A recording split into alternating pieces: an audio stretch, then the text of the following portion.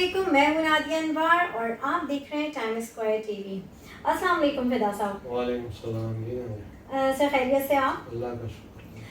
فدا صاحب، آپ کی ایک رپورٹ میں محکمہ صحت میں جعلی کمپنیز کے حوالے سے آپ نے انکشاف کیا تھا، تو آپ ذرا ہمارے ناظرین کو بتائیے کہ یہ جعلی کمپنیز کیا ہوتی ہیں؟ جی نادیہ، یہ ایک کیس ہوا تھا کچھ عرصہ پہلے۔ ایک صاحب ہیں جو سرکاری ملازم تو نہیں ہیں لیکن محکمہ صحت کے وہ کرتا دھرتا ہے، آپ سمجھ لیجئے کہ بہت بڑے بڑے جو مالدار افسران ہیں ان کے وہ فرنٹ مین کے طور پہ کام کرتے ہیں۔ تو انہوں نے کسی کو باہر بھیجنے کا جھانسا دیا اور اس سے رقم اس کی اڑپ کر لی، اس سے رقم اینٹھ لی۔ تو وہ صاحب جو تھے وہ بیچارے کچھ عرصہ تو ان سے مانگتے رہے کہ مجھے وہ پیسے واپس کریں۔ جب انہوں نے نہیں کیے تو انہوں نے ایف آئی اے میں کمپلینٹ کر دی۔ ایف آئی اے میں کمپلینٹ کرنے کے بعد جب انہوں نے ایف آئی اے نے انویسٹیگیشن شروع کی تو یہ پتہ چلا کہ انہوں نے وہ پیسے جس اکاؤنٹ میں منگوائے تھے وہ کسی کمپنی کا تھا۔ اس کمپنی کے اکاؤنٹ سے پھر انہوں نے وہاں سے رقم جو ہے وہ اپنے ذاتی اکاؤنٹ پر ٹرانسفر کی۔ فردر انویسٹیگیشن ایف آئی اے کے ایک انسپکٹر تھے عدنان خٹک صاحب، وہ کر رہے تھے۔ عدنان خٹک صاحب نے جب انکوائری کی اور بینک سے رپورٹ مانگی جس بینک میں وہ اکاؤنٹ تھا، تو بینک کی جو مینیجر آپریشن تھیں جب انہوں نے رپورٹ ایف آئی اے کو بھیجی، تحریری رپورٹ، ظاہر ایف آئی اے مانگتی ہے تو تحریری رپورٹ ہی بھیجی جاتی ہے، تو اس میں یہ پتہ چلا کہ وہ کمپنی جو تھی ان کی بھابھی کے نام پہ تھی۔ اب جو ہے پھر اس میں ان کے بھائی کے نام پہ بھی ایک کمپنی تھی، دو کمپنیاں تھیں جن میں پیسے منگوائے گئے تھے۔ جب مزید انویسٹیگیشن ہوئی تو پتہ چلا کہ یہ دونوں کمپنیاں جو ہیں وہی صاحب جنہوں نے ان سے پیسے لیے تھے باہر بھیجنے کا جھانسا دے کے، وہ مینٹین کرتے ہیں ان کے اکاؤنٹ اور وہی چلاتے ہیں۔ جب ان کا تعلق ثابت ہو گیا تو انہوں نے چالان جو ہے وہ ایف آئی اے نے جو ہے وہ کورٹ میں سبمٹ کر دیا۔ اب چالان کورٹ میں سبمٹ ہونے کے بعد یہ جو معاملہ سامنے آیا، وہ جو دونوں کمپنیوں کا بینک مینیجر جو تھیں انہوں نے جو رپورٹ دی تو وہ دونوں کمپنیوں کے ایڈریس جو تھے، ایک کا تھا گلستان جوہر کا، پی ایچ اے اپارٹمنٹ گلستان جوہر، حالانکہ جو رپورٹ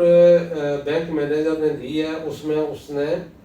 گلستان جوہر کی جگہ گلشن جوہر لکھا ہوا ہے، یعنی لیٹر میں شاید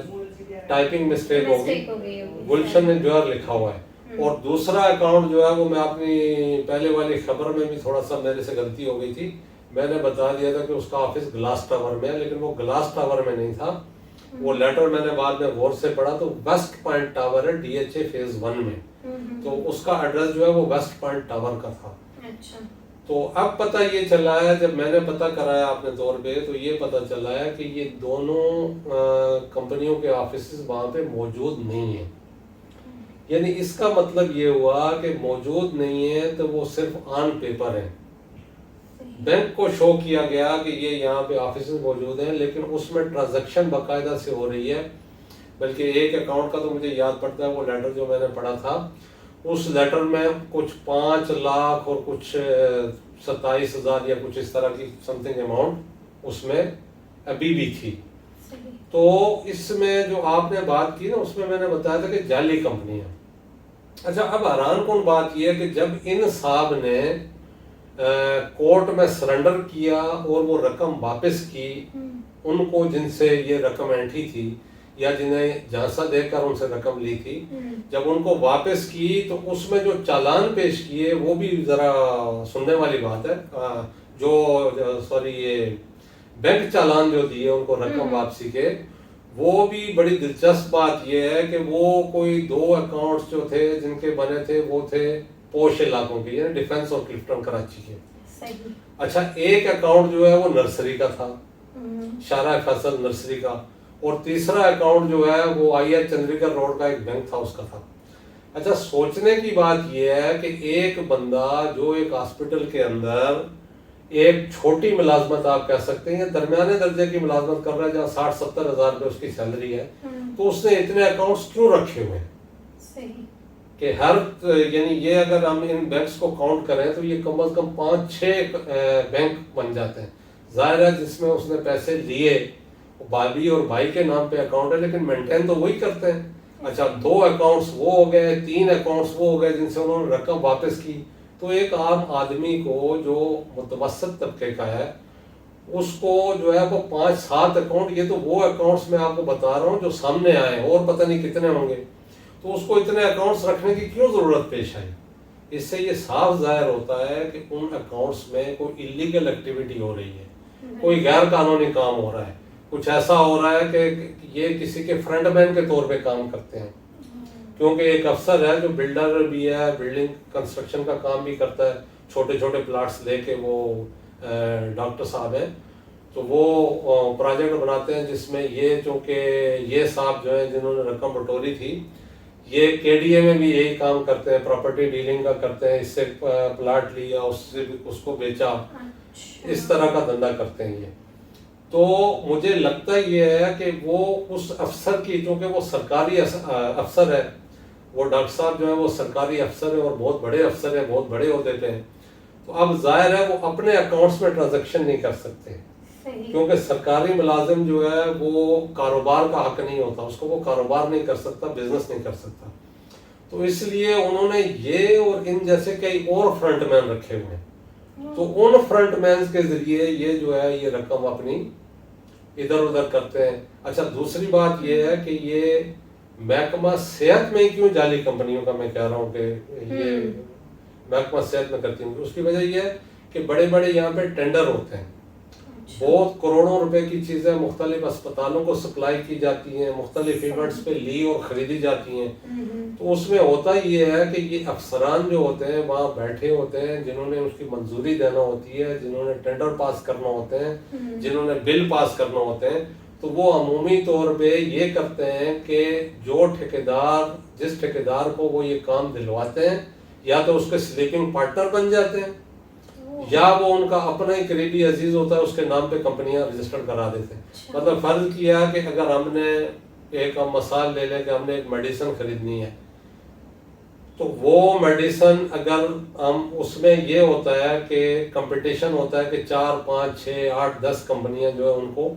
ٹینڈر جمع کرانے ہوتے ہیں. کوئی کہتا ہے جی کہ ہم 1 لاکھ روپے کی دیں گے, تو دوسرا کہے گا جی ہم 1,01,000 کی دیں گے, کوئی کہے گا جی کہ ہم 95,000 کی دیں گے. تو اس طرح سب سے کم ٹینڈر جو ہوگا, سب سے کم ریٹ جو دے گا اس کا ایکسپٹ ہو جائے گا.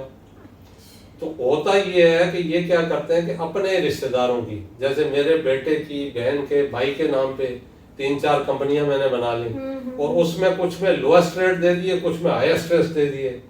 تو الٹیمیٹلی ملنا تو میری کمپنی کو ہی ہے. اچھا پھر یہ پول کرتے ہیں ٹھیکیدار, ٹھیکیداروں کا یہ ہوتا ہے کہ 4, 5, 6, 8 ٹھیکیدار جو بھی, اگر فرض کیا ایک ہی اس کی نہیں ہے, ایک ہی بندے کی کمپنیاں نہیں ہیں, مختلف بھی ہیں,